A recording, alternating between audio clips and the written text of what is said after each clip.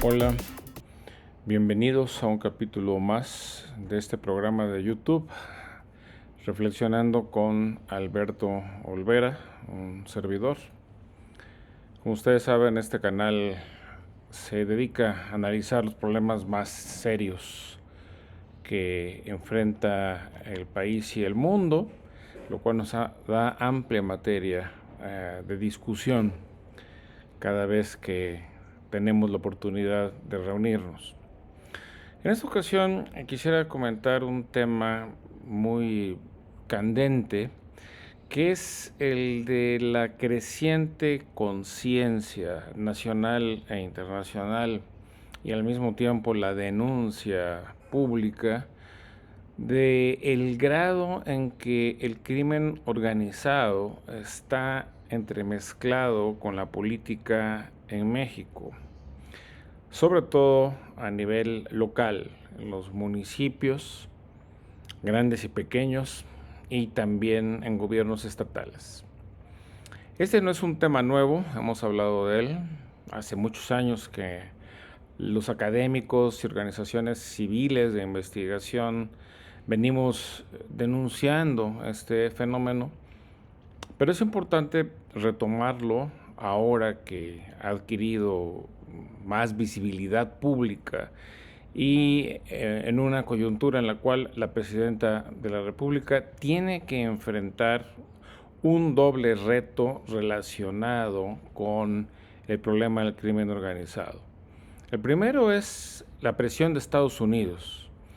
Los gringos consideran que la mezcla, la dificultad de encontrar fronteras entre el crimen organizado, el gobierno y la sociedad, hace muy difícil combatir efectivamente a estas organizaciones que considera ahora, las ha designado como organizaciones terroristas que plantean un riesgo a su seguridad nacional. Eso sin duda es un exceso, pero le da fundamento jurídico a la idea de Trump de intervenir directamente en México en el ánimo de controlar a los grupos criminales. Esta presión es terrible y por supuesto la presidenta tiene que responder de alguna manera a eso y lo ha ido haciendo poco a poco, entregando a algunos líderes criminales, pero sin que ciertamente haya una acción más decidida en lo que se refiere a los políticos mezclados o aliados a los grupos criminales. El segundo punto es que esta misma alianza le genera un problema de gobernabilidad a la presidenta, porque ella no ha logrado adquirir la autoridad suficiente dentro de su propio movimiento político, dentro del propio gobierno, no solo porque el expresidente López Obrador sigue siendo el referente político esencial en este país, sino también porque por más que ella indique de órdenes, pues muchos de los políticos morenistas y de otros partidos están vinculados con estos factores de poder real, lo cual implica que las decisiones locales las toman estas alianzas y no necesariamente el gobierno federal. Por tanto, tenemos que considerar, analizar qué implicaciones tiene esto. Déjenme hablar un poco de teoría política que nunca hago aquí, porque de otra manera no nos vamos a entender.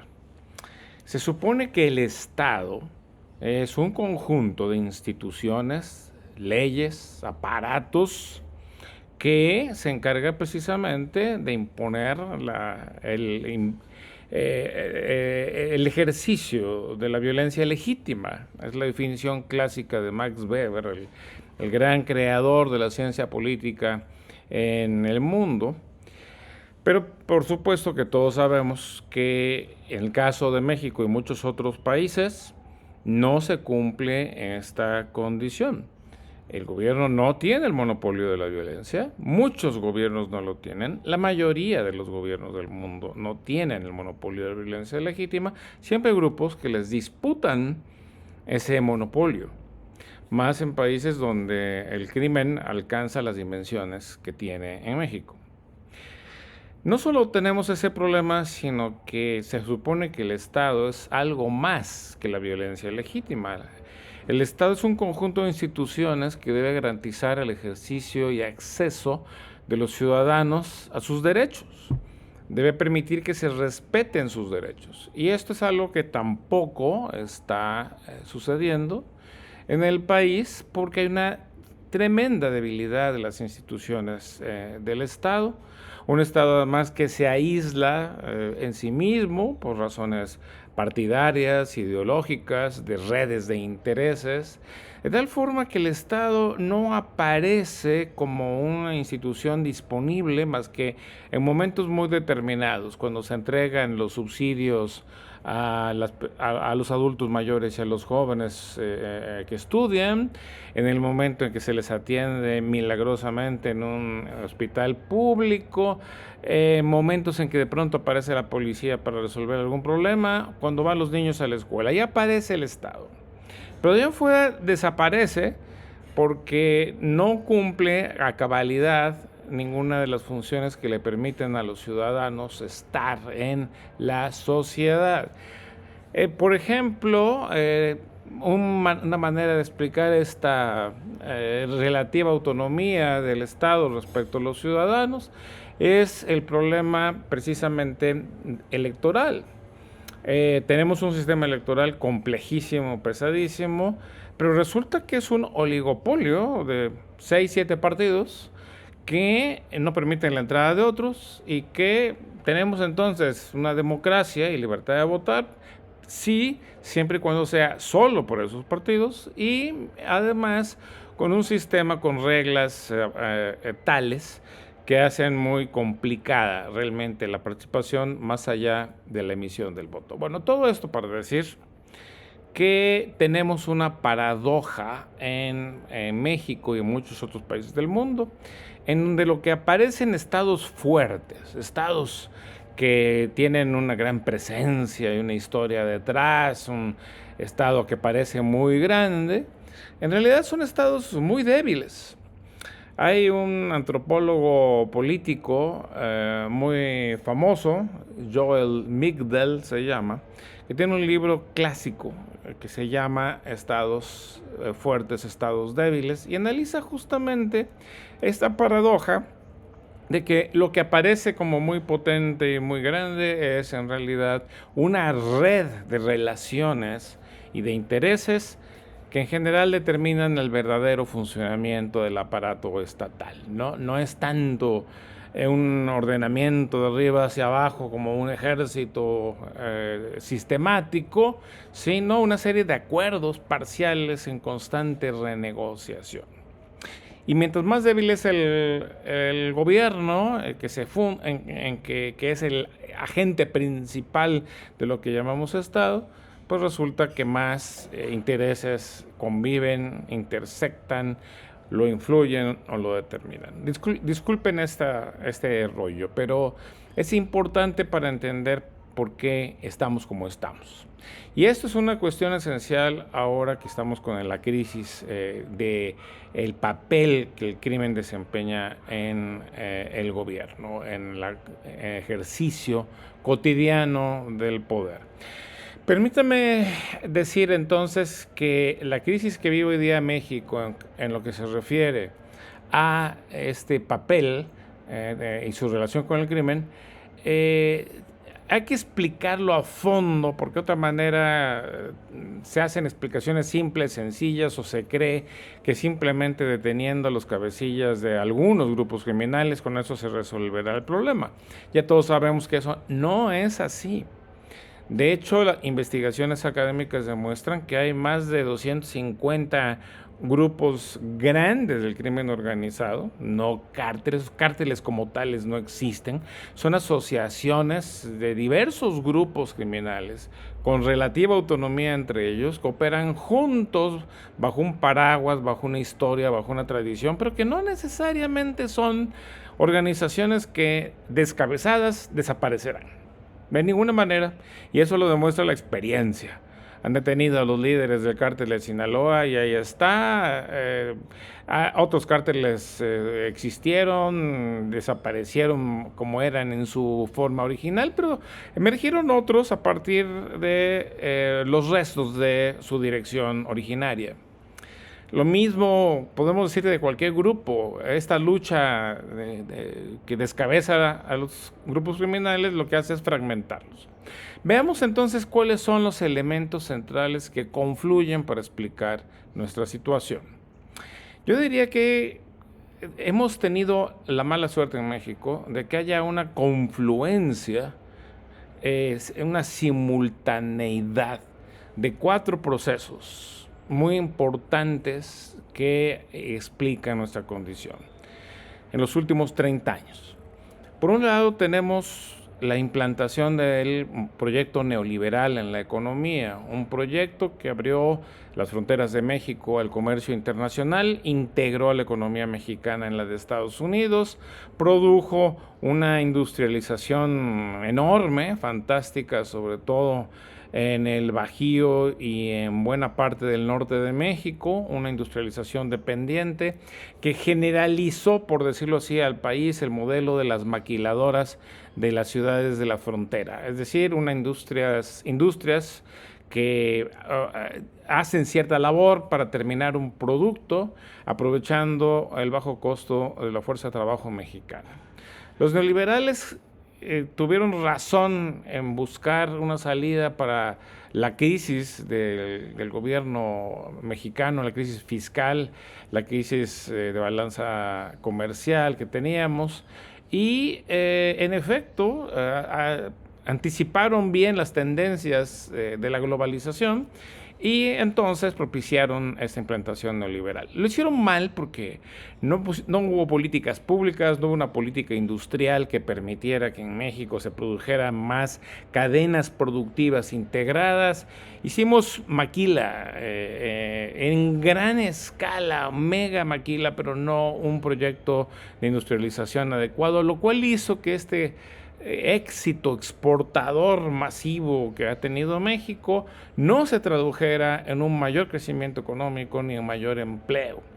Pero bueno, eso sí, lo que hizo fue destruir ciertas cadenas industriales previas, anticuadas, orientadas al mercado interno, y por otro lado también fue destruyendo la agricultura tradicional mexicana, lo cual hizo que hubiera grandes problemas de ajuste social en muchas partes del país, particularmente en las zonas campesinas tradicionales, donde ya fue imposible producir maíz y por tanto muchos de esos campesinos o produjeron otros productos, entre otras cosas orientadas a las drogas, o migraron en forma masiva a las ciudades mexicanas y a los Estados Unidos especialmente.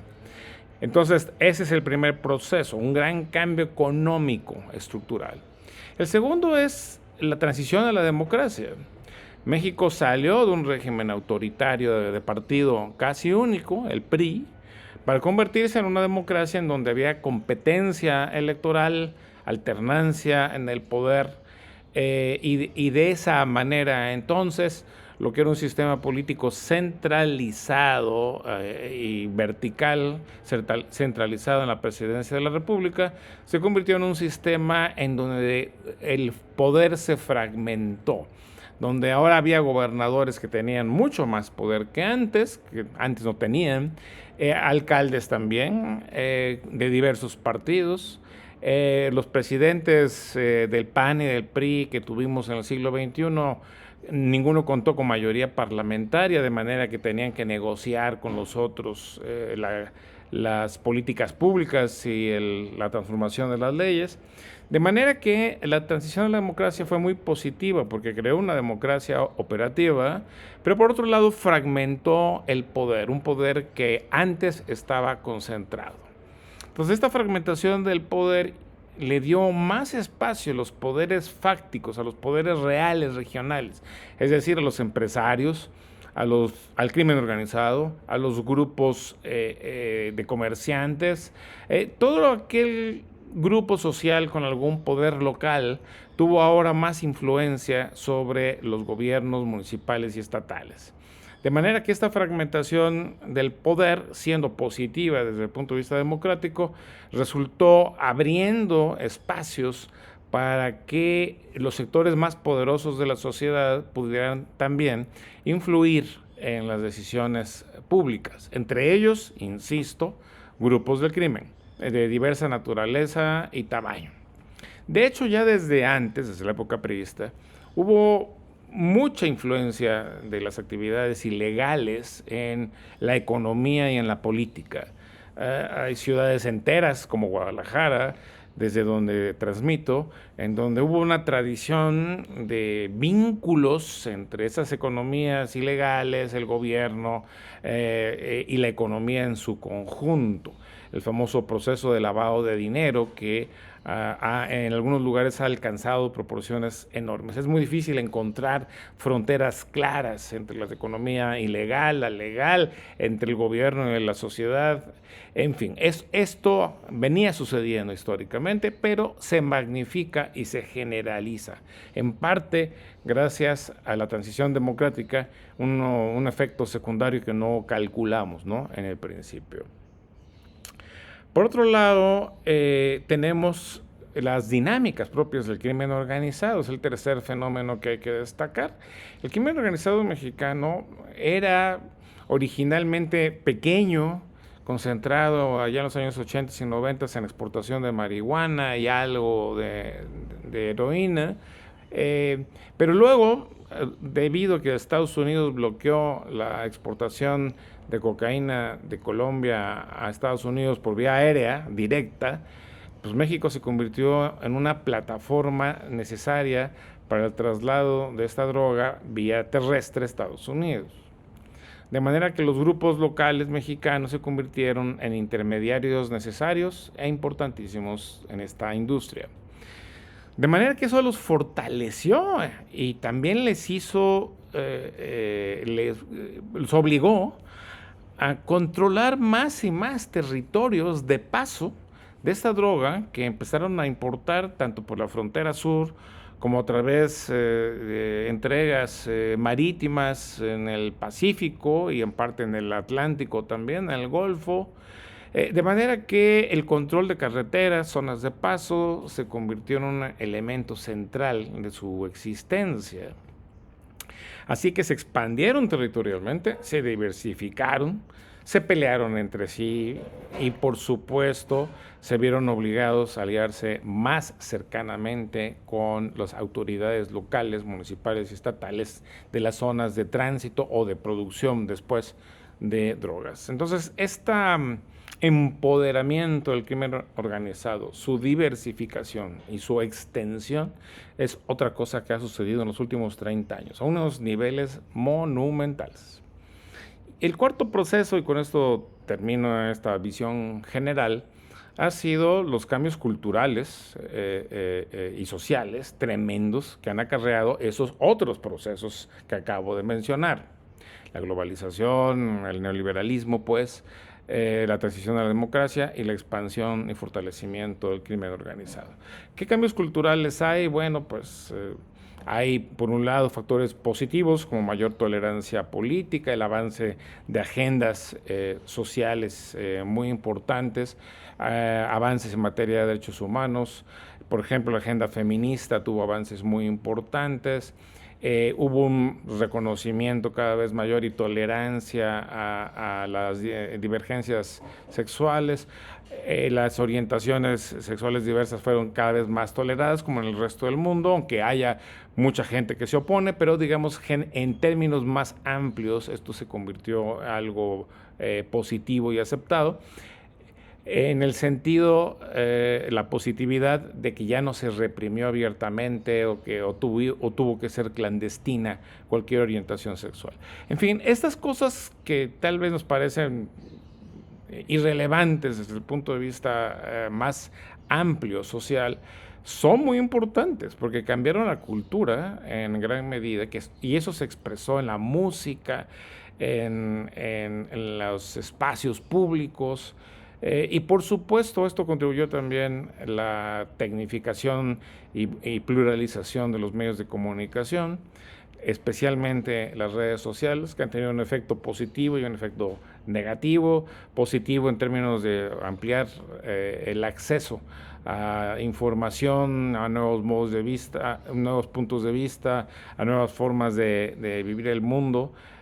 Nos han abierto los ojos, digamos, a muchas cosas, pero por otro lado también han fragmentado la vida social, nos han individualizado cada vez más. Y esto también ha significado un problema en cómo se vive ahora la vida, especialmente por parte de los jóvenes, que se enfrentan a una circunstancia de desarrollo vital totalmente distinta a la de las generaciones anteriores. Y esto también condujo a cambios en lo que llamamos la sociedad civil. La sociedad civil que durante la época autoritaria luchó contra el PRI por la democracia, pues ya en la democracia pues se fragmentó, se mostró su pluralidad política. Muchos de sus líderes se incorporaron a los gobiernos del PAN o del PRI o del PRD. También los ONGs, que era un modelo importante de organización de esta sociedad civil, algunas se profesionalizaron, se volvieron más bien organizaciones orientadas a la investigación y a la denuncia política, que han hecho una labor extraordinaria. Pero al mismo tiempo, esta especialización y esta diversificación política hizo que esa sociedad civil quedara como separada de los sectores populares de la población. Ya no había quien trabajara con sindicatos, también disminuyó la influencia de las clases medias solidarias con movimientos campesinos y urbano-populares. Digamos que hubo una especie de fragmentación también de la propia sociedad civil. Bueno, todo esto sumado conduce a que hoy nos encontremos donde nos encontramos. La democracia permitió la llegada al poder de Morena bajo un largo ciclo de crisis de la primera fase de la democracia. El PAN y el PRI fracasaron como partidos en cuanto a darle viabilidad económica al país, producir justicia y transformar ese aparato del Estado mexicano que siguió siendo básicamente el mismo. Tuvimos 500 cambios constitucionales en estos últimos 30 años, pero no se reflejaron en un cambio sustancial de las relaciones entre los aparatos gubernamentales y la sociedad. Siguió existiendo el clientelismo, siguió existiendo el corporativismo sindical, incluso ahora renacido con más poder que nunca en la época de Morena, y hay más continuidad que cambio en las relaciones entre los aparatos estatales y la sociedad, a pesar de todos los cambios democráticos, económicos y culturales que acabo de mencionar. Seguimos siendo una democracia muy fallida en términos de que no se han empoderado a los ciudadanos y no se ha creado lo que se llama un Estado de Derecho, o sea, un Estado fundado en leyes y en instituciones profesionales. Ningún partido se interesó, por ejemplo, en reformar a fondo el sistema de justicia, que es el eje central de un Estado moderno. Se olvidaron de las procuradurías, de las policías, se olvidaron por completo de hacer cumplir la ley en materia mercantil, civil. Este es el país de la impunidad generalizada, pero especialmente grave la impunidad de los políticos corruptos que han proliferado en la democracia tanto o más que en la época autoritaria. De manera que tenemos en ese sentido una falla estructural de la experiencia democrática mexicana, agravada además en la época del populismo de López Obrador, porque el López Obrador terminó de desinstitucionalizar, de fragmentar las instituciones del Estado, que ya de por sí eran débiles y con poca capacidad de acción real. Entonces el López Obrador terminó de hacer un desastre, digamos, de las instituciones mexicanas y por tanto, y además, y esto es esencial explicarlo, para que su partido Morena fuera ocupando rápidamente todo el poder, es decir, que ganara gubernaturas, municipios y controlara las cámaras de diputados y senadores y las cámaras de diputados locales en los estados. Para lograr eso, hizo alianzas, López Obrador y su equipo, con todo tipo de actores locales y regionales. Con todo Dios, con tal de ganar las elecciones y con tal de recibir financiamiento para ganarlas. Y esta falta de criterio, de selectividad, pues condujo a la ampliación de la influencia de los grupos criminales en la política. No es que no existiera antes, existía, y en gran escala. Hubo estados completos controlados por el crimen organizado ya en la época de Calderón y de Peña Nieto. El caso de Tamaulipas particularmente es gravísimo, el caso de Veracruz desde principios del siglo XXI, una influencia brutal por temporadas también grandísimas en Baja California, tanto norte como sur, en Guerrero ni se diga, y posteriormente ha habido un cambio en la geografía, digamos, del poder criminal, dependiendo de la emergencia de nuevas áreas y negocios del crimen, particularmente el huachicol, y después la generalización del terrible fenómeno del cobro de piso, que ha venido a ser una lacra en la vida cotidiana de casi todos los mexicanos. Entonces, este fenómeno que hoy padecemos tiene explicaciones estructurales, explicaciones lógicas. No es una cuestión que nos haya caído como una maldición. Es el producto de procesos económicos, políticos, culturales y de la complejización de la industria del crimen organizado, que cambió muchísimo a lo largo de estos años y se empoderó a niveles extraordinarios. Bueno, pues hoy nos encontramos con eso. Los gringos quieren que el gobierno ya castigue por fin a los políticos aliados con el crimen.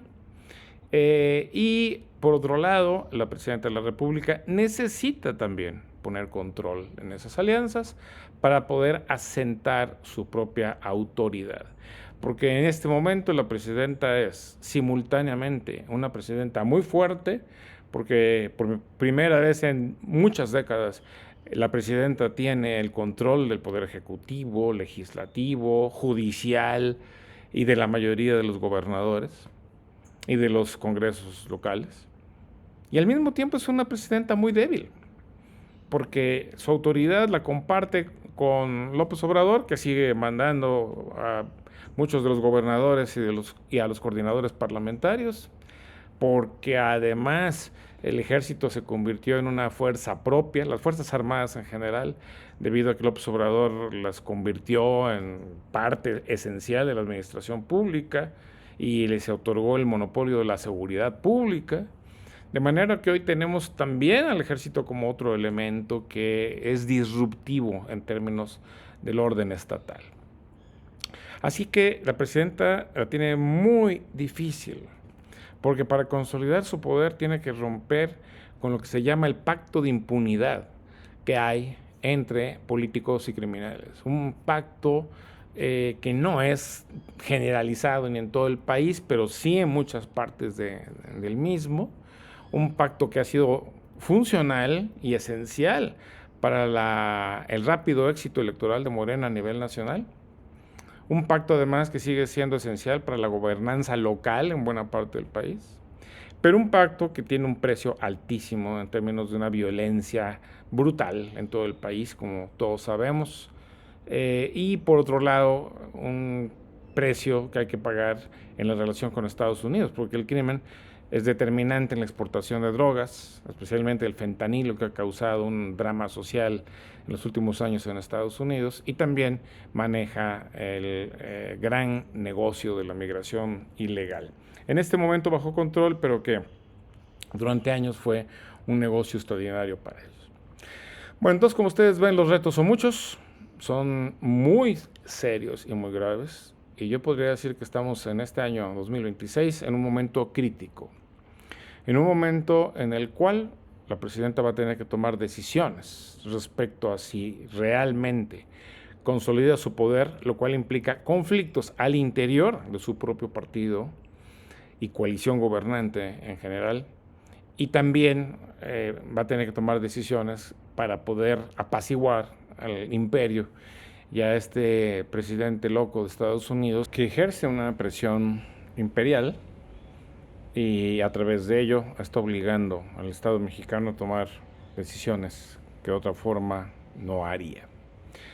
Es la gran paradoja del momento. El imperio obliga, en este caso, a tomar decisiones que son fundamentales para la sobrevivencia de la democracia mexicana. Veremos cómo evoluciona este proceso a lo largo del año, lo iremos comentando. Por lo pronto, muchas gracias por su atención y nos vemos en la próxima.